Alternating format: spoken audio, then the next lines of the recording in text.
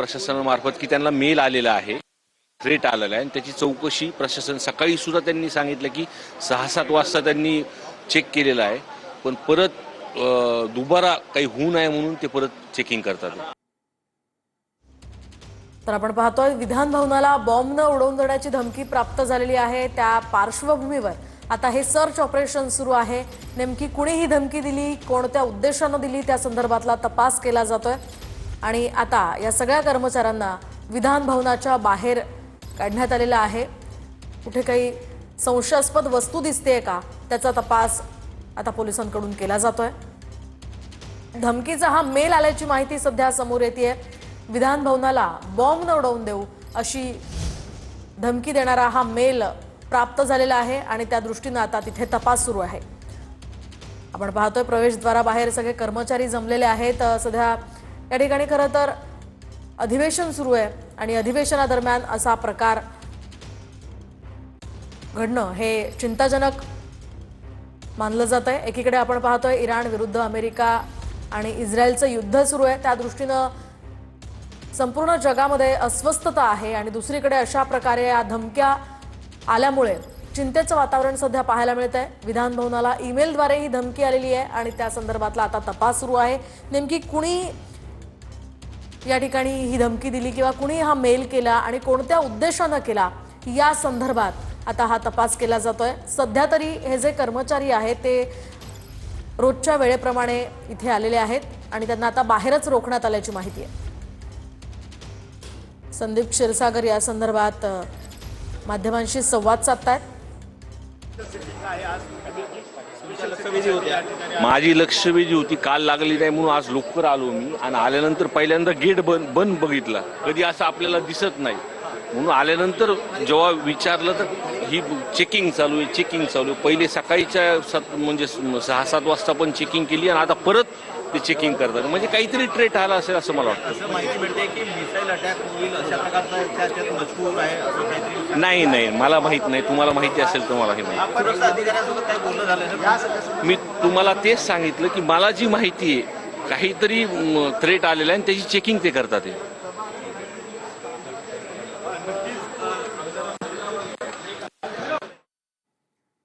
तर आपण पाहिलं संदीप क्षीरसागर यांनी ही प्रतिक्रिया दिलेली आहे. या ठिकाणी काहीतरी संशयास्पद गोष्ट आढळते का त्याबाबत सुद्धा सर्च ऑपरेशन यंत्रणेतर्फे राबवलं जात आहे. अधिकची माहिती जाणून घेऊयात आमचे प्रतिनिधी गिरीश गायकवाड यांच्याकडून. गिरीश, काय सांगाल? सध्या विधान भवनात सर्च ऑपरेशन सुरू आहे. विधान भवनाला बॉम्ब न उडवून देण्याची धमकी प्राप्त झाली आहे. काय अधिकचे अपडेट्स आहेत? नक्कीच आपण पाहतोय बघा, आताच्या घडीची सगळ्यात मोठी बातमी आहे आणि एकीकडे इराण, इस्रायल आणि अमेरिकेमध्ये युद्ध संघर्ष सुरू आहे. दुसरीकडे आपण पाहतोय की विधान भवनाचं अर्थसंकल्पीय अधिवेशन सुरू असतानाच ईमेलद्वारे बॉम्ब न उडून देण्याची धमकी आलेली आहे. त्यामुळे खळबळ माजली आहे संपूर्ण परिसरामध्ये. आपण पाहतोय की अत्यंत महत्वाचा असा हा अधिवेशन मानला जातो, कारण संपूर्ण राज्याचा अर्थसंकल्प जो आहे तो या ठिकाणी मांडला जातो आणि यावर चर्चा सुद्धा होते. आणि आता चर्चासत्राला सुरुवात होणारच होती की अशा पद्धतीची जी धमकी आहे ती भल्या पहाटे आल्यानंतर एकच खळबळ माजलेली आणि सुरक्षा यंत्रणा ज्या आहेत त्या आता सक्रिय झालेल्या आहेत. पोलीस विभाग सक्रिय झालेला आहे आणि या संपूर्ण परिसरातून आता नागरिकांना, आमदारांना, नेत्यांना आणि त्यासोबतच जो स्टाफ इथे काम करतो, हजारोच्या संख्येनं जो स्टाफ काम करतो, त्यांना बाहेर काढण्याचं जे काम आहे ते सुरू आहे. आणि प्रत्येक कॅबिनची जी आहे ती या ठिकाणी चेकिंग केली जाणार आहे आणि कुठे काही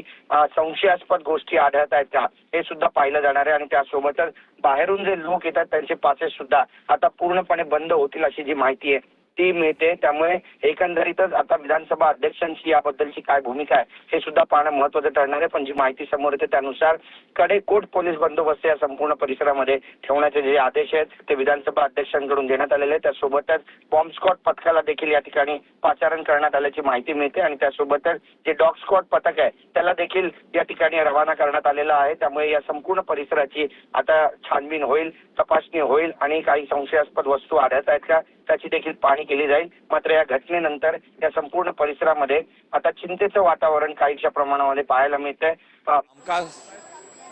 डिस्टर्ब करण्याकरता असा एखादा हॉक्स होऊ शकतं, पण तरीही दक्षता घेऊन अध्यक्षांनी आणि गृह मंत्रालयाने ही सिक्युरिटी वाढवलेली आहे.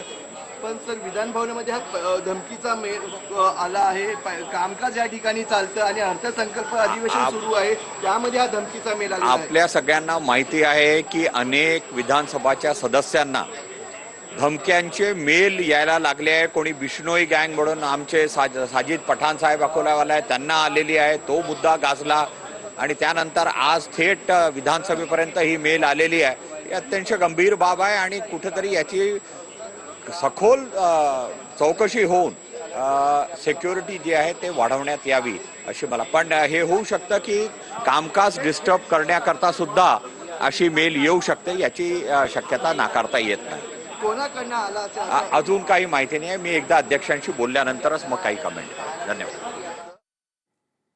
तर या प्रतिक्रिया ज्या आहेत त्या आता येऊ लागलेल्या आहेत. विधान भवनाचा परिसर फार मोठा आहे आणि पहाटेच्या वेळेला हा धमकीचा मेल आल्यानंतर आता सर्व यंत्रणा सतर्क झालेल्या आहेत. तपास जो आहे तो सखोलपणे या ठिकाणी सुरू झालेला आहे. सर्व यंत्रणा या ठिकाणी पोहोचलेल्या आहेत. बॉम्ब स्क्वॉड पथक सुद्धा या ठिकाणी पोहोचलेलं आहे. तपासणी या ठिकाणी केली जाते आणि सर्वसामान्य नागरिक सुद्धा या ठिकाणी येत असतात. त्यांना सुद्धा सूचना ज्या आहेत त्या दिल्या जात आहेत. आपण पाहतोय सध्या पोलीस सुद्धा या ठिकाणी सतर्क आहेत. सर्च ऑपरेशन राबवलं जात आहे आणि कोणती संशयास्पद वस्तू आढळते का त्या संदर्भात आता तपास केला जातोय. डॉग स्क्वॉड पथक इथे आलेलं आहेत आणि त्यांच्याद्वारे ही तपासणी या परिसरामध्ये केली जाते.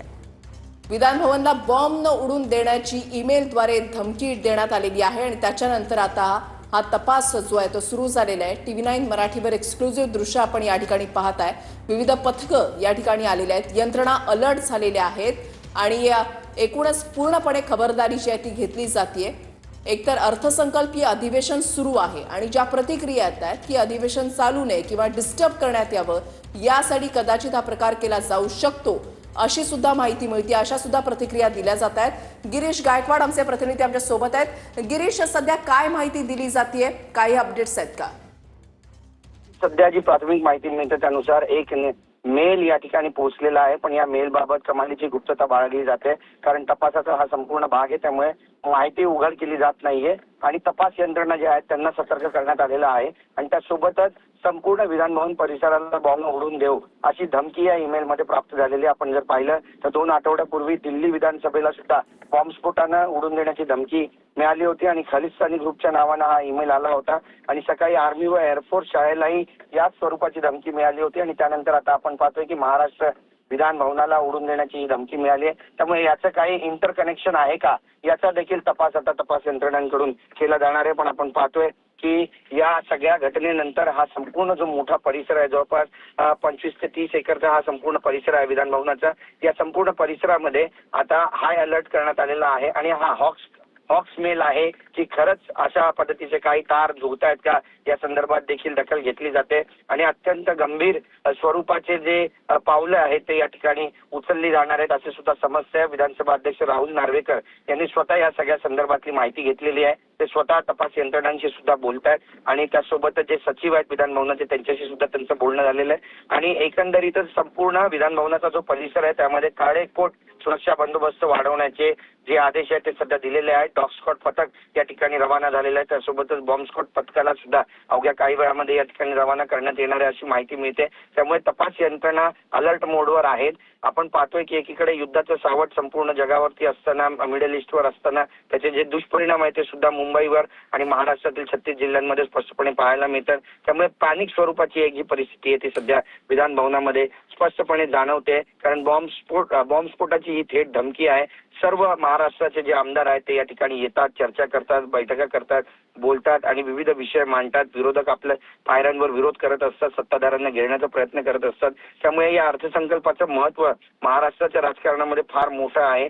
आणि त्याचमुळे आजचा जो मेल आलेला आहे त्याने कुठे ना कुठेतरी या सगळ्या आमदारांच्या मनात सुद्धा एक भीतीचं जे काहूर आहे ते माजले असं म्हटलं तर वावगं ठरणार नाही. कारण या ठिकाणी जर बॉम्बनं उडून देण्याची धमकी आली तर मग तपास यंत्रणा काय करतात असा सवाल सुद्धा आता विरोधक विचारू लागलेले आहेत. त्यामुळे सगळ्यात महत्वाचं म्हणजे हा हॉक्स कॉल आहे का किंवा खरंच याचे काही तार कुठल्या एजन्सी थ्रू हे तपासून पाहण्याची सगळ्यात मोठी जी जबाबदारी आहे. आणि अद्याप याबाबत कुठलाही खुलासा जो आहे तो झालेला नाहीये. त्यामुळे या सगळ्या लोकांना जे जे या विधान भवनामध्ये काम करतात, इमारतीमध्ये काम करतात, त्या सगळ्यांना आता बाहेर जाण्यास सांगण्यात आलेलं आहे आणि हा संपूर्ण परिसर जो आहे तो रिकामी करण्याचे काम सध्या युद्ध पातळीवर सुरू आहे. गिरीश, तुम्ही असंच आपल्या सोबत राहा. तुमच्याकडून या संदर्भातले अपडेट्स जे आहेत ते सातत्यानं घेत राहणार आहोत. पहाटेच्या वेळेला धमकीचा मेल आलेला आहे आणि आता जर आपण पाहिलं तर एक तर अर्थसंकल्पीय अधिवेशन सुरू असल्यामुळे कर्मचारी वर्ग हा सकाळच्या वेळेलाच विधान भवनामध्ये येत असतो. मात्र आता हा धमकीचा मेल मिळाल्यानंतर यंत्रणा अलर्ट झाल्यानंतर कर्मचाऱ्यांना आता विधान भवन परिसरामधून बाहेर काढलं जात आहे. तर आपण पाहतोय हे सगळे कर्मचारी विधान भवनाच्या प्रवेशद्वारावर आहेत आणि ईमेलद्वारे ही धमकी प्राप्त झाल्यानंतर आता सतर्क झाली आहे यंत्रणा. त्या पार्श्वभूमीवर आता तपास केला जातोय. सगळ्या अधिकाऱ्यांना, कर्मचाऱ्यांना बाहेरच रोखण्यात आलेलं आहे आणि अशा प्रकारे तपासणी केली जाते. बॉम्ब स्क्वॉड पथक या ठिकाणी आलेलं आहे आणि त्यांच्याकडून सर्च ऑपरेशन राबवलं जात आहे. सध्या पोलीस या ठिकाणी आहेत आणि यंत्रणेमार्फत सगळा तपास केला जातो. ही धमकी नेमकी कुणी दिली, कोणत्या उद्देशानं दिली किंवा नेमकं काय हा प्रकार आहे त्या संदर्भातला तपास सध्या सुरू आहे.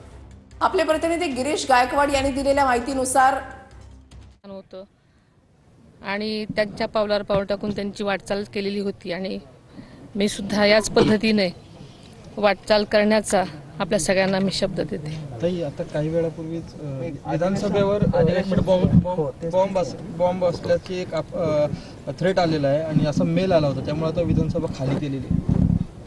आताच आपल्याकडूनच ही मी बातमी ऐकली आणि मी माहिती घेण्याचा प्रयत्न केला तर तो फोन खोटा होता असं मला सांगण्यात आलेलं आहे. अजूनही जास्त चौकशी अंती कळेल. मला आता एवढीच माहिती मिळालेली आहे. पण एका बाजूला अधिवेशन सुरू असताना अशा पद्धतीनं फोन येणं आणि हे कसं बघताय? चला. तर आपण पाहतोय उपमुख्यमंत्री सुनेत्रा पवार यांनी ही प्रतिक्रिया दिली आहे आणि ईमेलद्वारे जी धमकी आली आहे किंवा जो फोन आलाय तो खोटा असल्याचं सुनेत्रा पवार या ठिकाणी म्हणाल्या. तर विधान भवनाला बॉम्ब न उडून देण्याची धमकी आलेली आहे. विधान भवनाच्या प्रवेशद्वाराच्या समोर आता कर्मचारी जमलेले आहेत. विधान भवनामध्ये जे कर्मचारी आलेले होते तर त्यांना आता बाहेर काढलं जात आहे. दाराच्या ठिकाणी त्यांना थांबवण्यात आलेलं आहे आणि बॉम्ब शोधक नाशक पथक सुद्धा आता या ठिकाणी पोहोचलेलं आहे.